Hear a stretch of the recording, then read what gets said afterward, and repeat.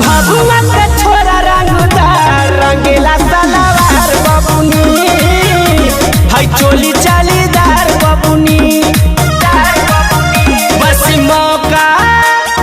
मौका देखे देखो एक बार रंगीला सलवार बबुनी है चोली चालीदार बबुनी। आवरूपुर में लूटेला रंगीला सलवार बबुनी है चोली जालीदार बबुनी। क्यों जाती हो उधर उधर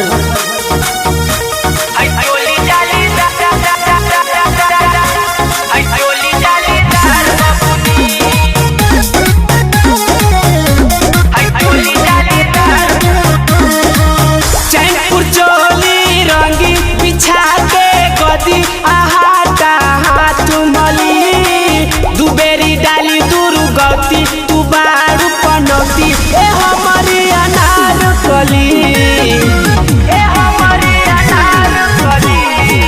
चैनपुर चोली रंगी बिछा के गदी आहाटा हाथ मली दुबेरी डाली दुरु गौती तू बारू पनौती ए हमारी अनार कली। गोड़ा सरा गाँव बरिया रंगीला सलवार बबुनी है चोली जालीदार बबुनी।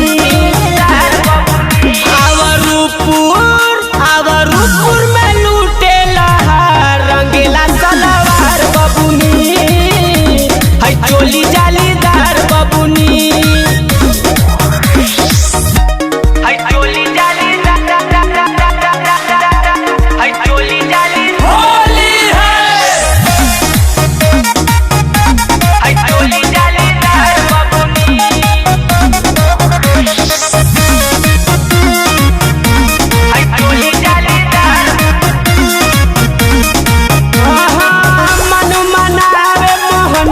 उतार के नथुनिया की कुदरा तोड़ेला पूछना रामगढ़ देव हलिया है गो